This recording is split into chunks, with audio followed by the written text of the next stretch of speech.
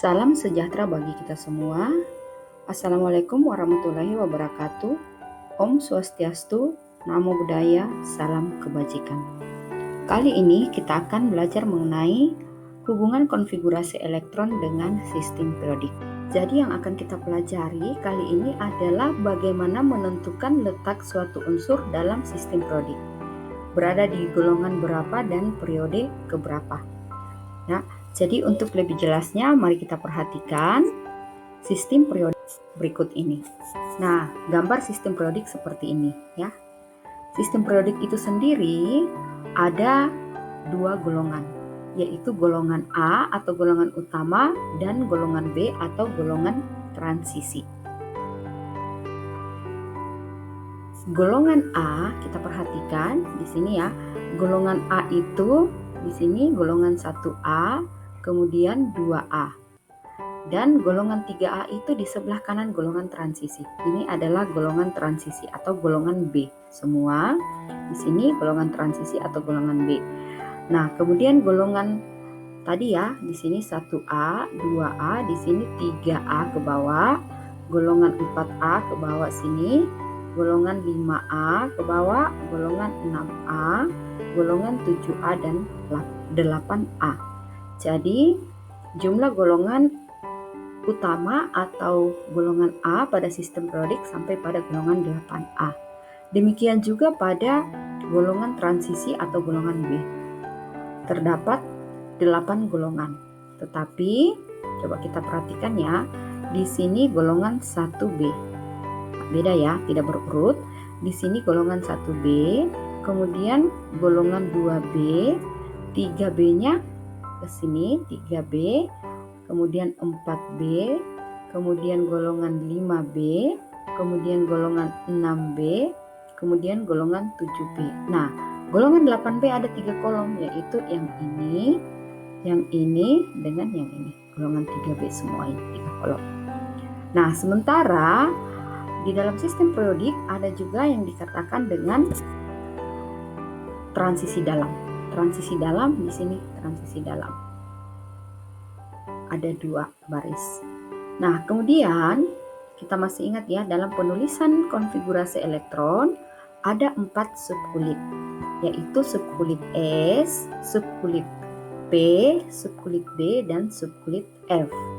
Nah, cara menentukan letak suatu unsur dalam sistem periodik, kita perhatikan kalau misalnya konfigurasi elektron berakhir pada S, berarti bloknya di sini. Bloknya di sini antara golongan 1A dan 2A. Sementara kalau konfigurasi elektron berakhir pada subkulit P, berarti bloknya di sini.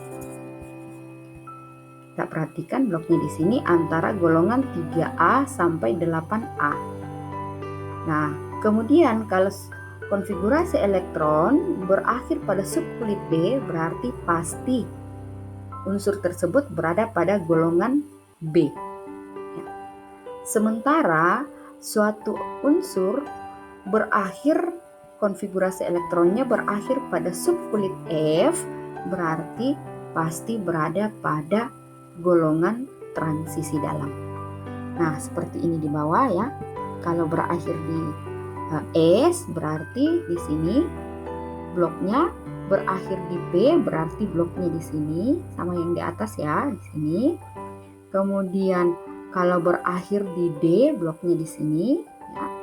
Kemudian kalau berakhir di F, bloknya di sini. Nah, untuk lebih jelasnya mari kita perhatikan 2 kolom berikut ini. Di sini kita lihat ya, semua golongan A. Kemudian di sini semua golongan B. Jadi 2 golongannya itu golongan A dan golongan B. Nah, kita perhatikan kalau konfigurasi elektron suatu unsur itu berakhir di S dan P, ingat ya, berakhir di S dan P, dipastikan bahwa unsur itu berada pada golongan A. Ya. Kemudian kalau suatu unsur yang konfigurasi elektronnya berakhir pada subkulit D, kalau berakhir pada subkulit D, dipastikan unsur tersebut berada pada golongan B. Itu kata kuncinya. Demikian juga kalau suatu unsur itu berakhir pada subkulit F dan dia berakhir pada 4F, dipastikan bahwa unsur tersebut berada pada golongan lantanida. Golongan lantanida yang mana? Golongan lantanida adalah golongan ini, transisi dalam, baris pertama. Kemudian dipastikan dia berada pada periode ke-6. Jadi itu sudah otomatis ya. Nah, demikian juga kalau suatu unsur yang konfigurasi elektronnya berakhir pada 5F, itu sudah dipastikan dia berada pada golongan aktinida. Golongan aktinida yang mana? Baris kedua pada transisi dalam, dan dipastikan dia berada pada periode ke-7. Untuk lebih jelasnya, mari kita perhatikan contoh berikut. Sebelumnya ya, kita menuliskan konfigurasi elektron. Kita gunakan cara menyingkat dari unsur-unsur yang ada pada golongan gas mulia. Rantai keledainya adalah Hebo, negara Arab, karena serangan ranjau. Itu rantai keledainya ya. Tetapi yang benarnya adalah helium, neon, argon, kripton, xenon, dan radon. Nah, ingat ya, nomor atom yang dimiliki masing-masing unsur tersebut adalah helium itu nomor atomnya 2, neon nomor atomnya 10, argon nomor atomnya 18, kripton 36, xenon 54, dan radon adalah 86. Nah, kemudian masih ingat ya cara mudah dalam penulisan konfigurasi elektron. Ingat ya, penulisan sub-sub kulitnya masih ingat? Saya bantu di sini. S P S P S, kemudian D P S D P S, kemudian F D P, dan selanjutnya. Jadi ingat ya, S itu kita mulai pada angka 1. Berarti di sini 1 2 3 4 5. Kemudian P-nya kita awali dari angka 2. Jadi di sini 2 3 4 5. Yes, ada ketinggalan tadi ya, di sini 5, berarti di sini 6. 5, P-nya di sini 6. Nah, kemudian D kita awali dari angka 3. Ingat kan? 3 4 5. Kemudian F-nya kita mulai dari angka 4. F D P S ya, misalnya F D P. Jadi di sini tadinya 6, S-nya berarti di sini 7. Di sini kita F, di sini 4, berarti di sini 5. D-nya sendiri di sini 5, berarti lanjut ke 6. P-nya sendiri di sini 6, berarti lanjut ke 7. Ya, kita tambah ya. Nah, oke. Jadi nanti ini untuk membantu selanjutnya. Kita lihat Na. Na nomor atomnya 11. Jadi karena kita mau menuliskan konfigurasi elektron secara singkat, untuk itu kita lihat pada unsur-unsur gas mulia. Unsur-unsur gas mulia yang paling berdekatan jumlah atomnya dari Na adalah neon. Berarti kita tulis kurung kurawal neon. Ini berarti sudah sama dengan 10 elektron ya. Nah, kemudian lanjut caranya adalah kita hitung neon ini adalah unsur keberapa dalam gas mulia. Kita lihat 1, 2, berarti unsur kedua. Nah, berarti kita lanjutkan dengan 3s. Nah, di sini sudah 10, sementara elektronnya 11, berarti tinggal 1. Nah, berakhir pada S1. Kita lihat berakhir pada S1 berarti ini dia. Berarti pasti golongan 1A. Periode kita lihat angka yang ada pada subkulit tertinggi di sini adalah 3, berarti periode ke-3. Ya. Kemudian kita lanjut di S.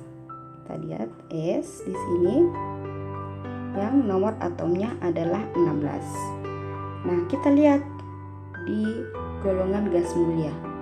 Angka 16 yang paling berdekatan di bawah dari 16 adalah neon lagi ya, 10. Berarti di sini kita tulis neon.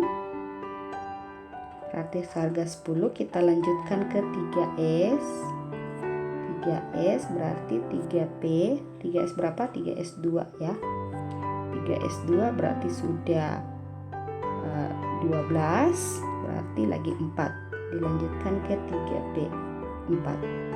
Nah, ingat ya, karena berakhir pada subkulit P, pasti berada pada golongan A. Ya, pasti berada pada golongan A. Kemudian, berapa golongan ke berapa A? Caranya adalah kita ambil subkulit S dan subkulit P, kita jumlahkan elektronnya. Jadi elektron pada S2, elektron pada P4 kita jumlahkan jadinya 6. Berarti berada pada golongan 6A. Periode keberapa? Kita lihat angka yang tertinggi yang ada, yaitu periode ketiga. Karena angkanya 3. Nah, semisal ya, di sini saya ambil Sn yang nomor atomnya 50 ya. Unsur yang paling berdekatan nomor atomnya dari 50 pada gas mulia yaitu kripton. Berarti caranya adalah kurung kurawal kripton, ini berarti sudah seharga 36 ya. Kita hitung kripton ini adalah unsur keberapa dalam golongan gas mulia? 1, 2, 3, 4. Unsur keempat, berarti dilanjutkan dengan 5S. Nah, berarti 5S ini ya. 5S 2. Nah, sekarang tadi kripton ini 36 tambah 2 berarti 38. Kemudian dilanjutkan ke 4D. 38 berarti 10 berarti 48. Dilanjutkan ke 5P lagi ya, 5P tinggal 2 ya. Nah, sudah cukup 50 karena di sini terhitung 36 tambah 2 38 tambah 10 48 tambah 2 50. Nah, pasti berada karena berakhir pada subkulit P, berarti unsur ini pasti berada pada golongan A ya, karena berakhir pada subkulit P. Nah, golongan berapa A? Coba kita lihat, kita ambil subkulit S dan subkulit P. Kita jumlahkan elektronnya. Subkulit S elektronnya 2, subkulit P elektronnya 2, jumlahnya 4. Berarti berada pada golongan 4A. Ya, periode keberapa? Periode keberapa? Kita lihat angka yang tertinggi pada subkulit, berarti angka 5, periode ke-5. Nah, kita lanjut di soal berikutnya, yaitu Fe yang nomor atomnya 26. Fe yang nomor atomnya 26, jika kita lihat pada unsur golongan gas mulia, berarti yang paling dekat adalah argon. Argon ini senilai 18 elektron. Berarti kita lihat argon adalah unsur ketiga dalam golongan gas mulia. Berarti lanjut dengan 4S. Kita kita lihat 4S. Nah, sudah 18, kita 4S2 berarti 20 dilanjutkan ke 3D. 3D maksimal 10 tetapi tinggal 6 elektron belum terisi berarti 6 ya. Nah, sekarang kita lihat konfigurasi elektron pada unsur ini berakhir pada subkulit D. Berarti pasti berada pada golongan B karena berakhir di subkulit D. Berarti pasti berada pada golongan B. Golongan berapa? B. Nah, kita lihat, kita ambil subkulit S, subkulit D, kita jumlahkan elektronnya. Di subkulit S elektronnya 2, di subkulit D elektronnya 6, berarti jumlahnya adalah 8, berarti berada pada golongan 8B. Nah, ingat ya, kalau misalnya jumlah elektron yang berada pada subkulit S dan subkulit D jumlahnya 9, yang ini ya, berarti juga termasuk pada golongan 8B. Demikian juga kalau jumlah elektronnya 10, berarti juga berada pada golongan 8B. Jadi ingat, golongan 8B itu ada 3. Kalau jumlah subkulit di S dan D-nya itu adalah 8, 9, dan 10. Itu termasuk golongan 8B. Jadi tolong diperhatikan ya. Nah, kemudian satu lagi, di sini ada cerium yang nomor atomnya 58.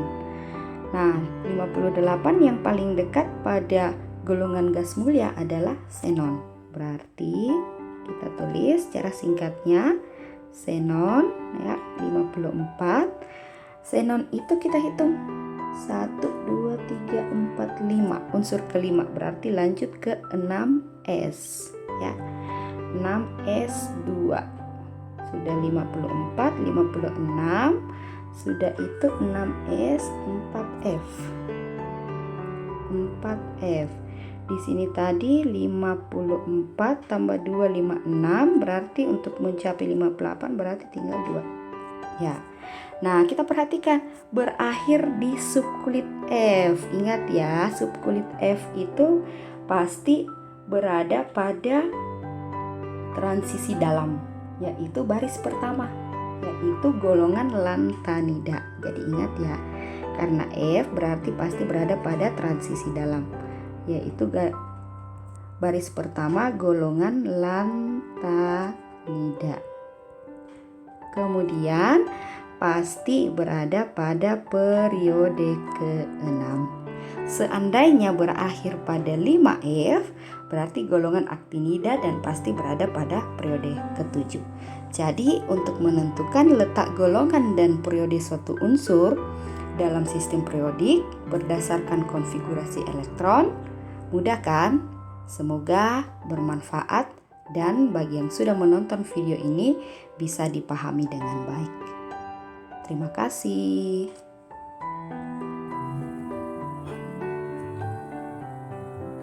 Jangan lupa subscribe, like, dan share video ini. Semoga bermanfaat bagi yang membutuhkan.